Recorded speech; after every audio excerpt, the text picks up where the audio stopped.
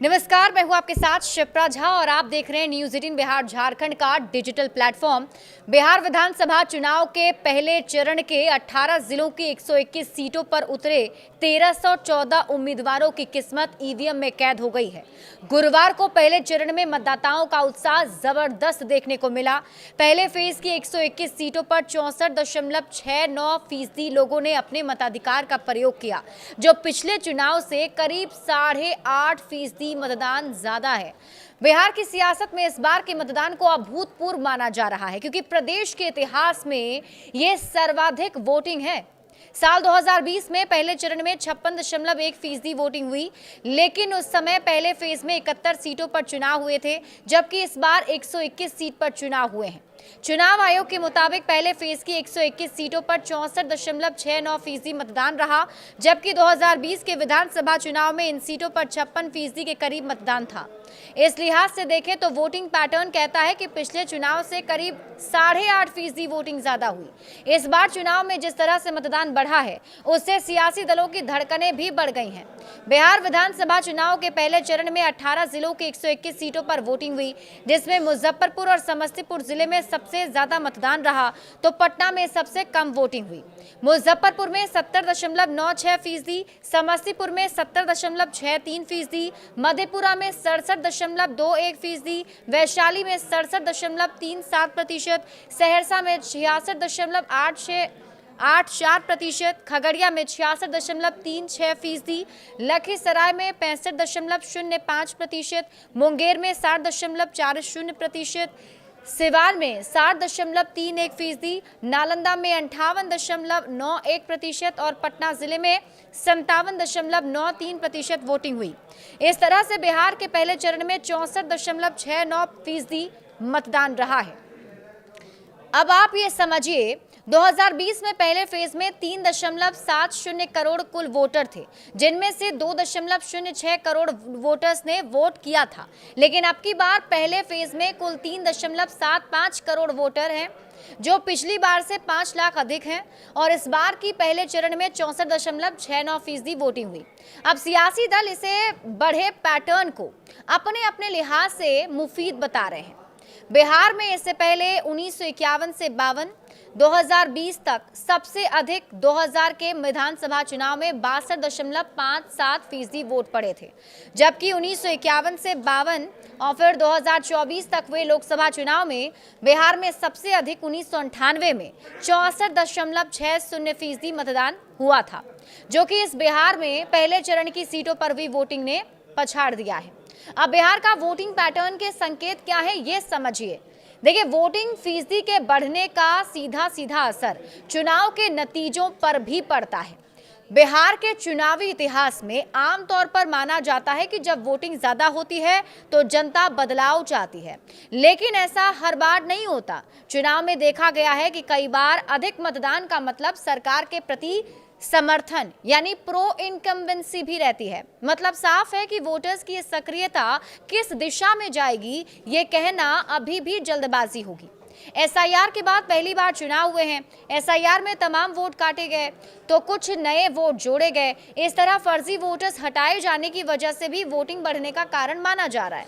लेकिन बिहार में जब जब वोटिंग बढ़ी है तो सत्ता बदल जाती है। बिहार में वोटिंग बढ़ने से सरकार बदली है या नहीं बदली है, इस पर भी अब एनालिसिस होना शुरू हो चुका है।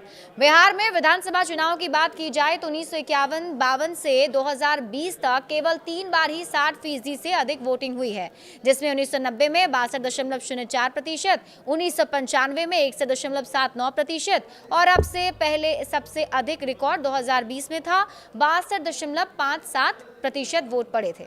लेकिन इस बार सारे रिकॉर्ड टूट गए हैं, 64.69% वोट्स हुए हैं। अब ऐसे ही अगले चरण में वोटिंग हुई तो बिहार के इतिहास में ये अपने आप में एक बड़ा रिकॉर्ड हो जाएगा।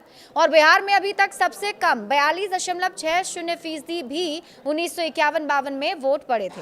आज़ादी के बाद से लेकर अभी तक बिहार में जितने चुनाव हुए उसके वोटिंग पैटर्न को देखते हैं तो साफ जाहिर होता है कि बिहार में जब जब मतदान में 5% से ज्यादा इजाफा हुआ, इसका असर चुनाव पर पड़ा। बिहार में सरकार बदल गई।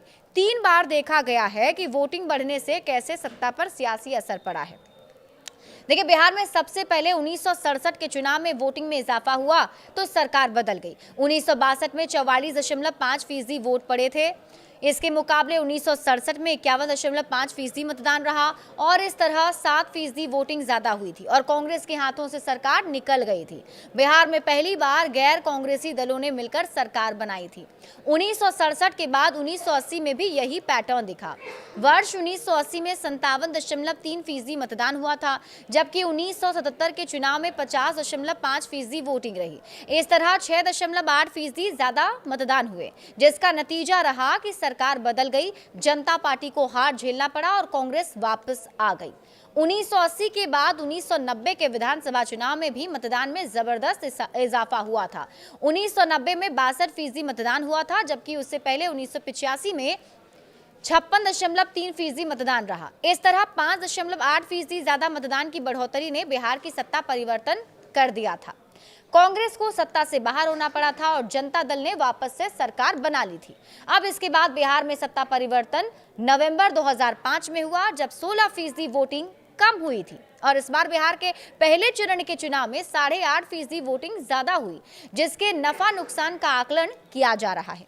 बिहार की वोटिंग किसकी टेंशन बढ़ा रही है, अब आप ये भी समझिए। बिहार के पहले चरण में मिथिलांचल, कोसी, मुंगेर डिवीजन, सारण, भोजपुर, बेल की 121 सीटों पर चुनाव हुए हैं। बिहार में इस बार 2 चरण में चुनाव हो रहा है। पहले चरण की 121 सीटों पर 1314 उम्मीदवार की किस्मत ईवीएम में कैद हो गई, जबकि बाकी 122 सीटों पर 11 नवंबर को मतदान है। पहले चरण में जिस तरह से मतदान में इजाफा हुआ, उसे पिछले वोटिंग पैटर्न के लिहाज से देखें तो नीतीश कुमार की अगुवाई वाली सरकार के लिए सियासी टेंशन बढ़ सकती है।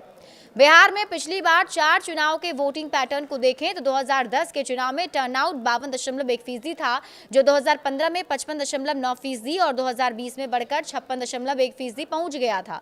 इस बार पहले चरण का वोटिंग पैटर्न देखें तो 64.69% मतदान है और पिछले 3 चुनाव में वोटिंग बढ़ने का लाभ देखें तो नीतीश कुमार को मिला है, लेकिन उसमें इजाफा 2 से 3% का ही था। लेकिन इस बार 8.5% का अंतर है।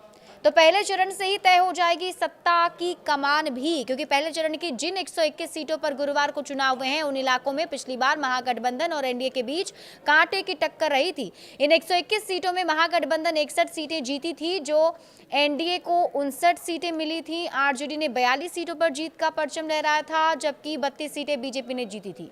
जेडीयू को 23 सीटें मिली थी और कांग्रेस को 8 सीटें मिली थी। इसके अलावा माले के 7, वीआईपी के 4, सीपीआई और सीपीएम के 2-2 सीटें जीत मिली थी। इसके अलावा एलजेपी 1 सीट पर जीती थी और इस लिहाज से देखें तो महागठबंधन और एनडीए दोनों के लिए पहला चरण काफी अहम है। और बिहार में इस बार समीकरण भी बदल गए हैं। हालांकि इस बार समीकरण बदल चुके हैं। 2020 में एनडीए से अलग चुनाव लड़ने वाले चिराग पासवान, उपेंद्र कुशवाहा इस बार एनडीए के साथ थे, तो मुकेश सहनी इस बार महागठबंधन के साथ चले गए और इस बार 104 सीटों पर सीधा मुकाबला है, जबकि 17 सीटों पर त्रिकोणीय लड़ाई भी थी। पहले चरण में आरजेडी 72 पर तो उसके सहयोगी कांग्रेस 24 और सीपीआई माले 14 सीट पर किस्मत आजमा रहे हैं।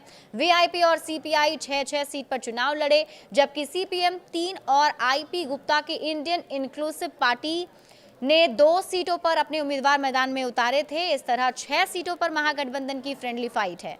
वहीं एनडीए की तरफ से जेडीयू पहले फेज में 57 सीट के साथ मैदान में था, तो बीजेपी ने भी 48 सीट पर चुनाव लड़ा है। चिराग पासवान की एलजेपी ने 13 सीटों पर उम्मीदवार उतारे। उपेंद्र कुशवाहा की पार्टी आरएलएम के 2 प्रत्याशी मैदान में हैं और जीतन राम मांझी की हिंदुस्तानी अवाम मोर्चा भी 1 सीट पर चुनाव लड़ी। ओवैसी की पार्टी एआईएमआईएम भी पहले चरण की 8 सीटों पर किस्मत आजमा रही है।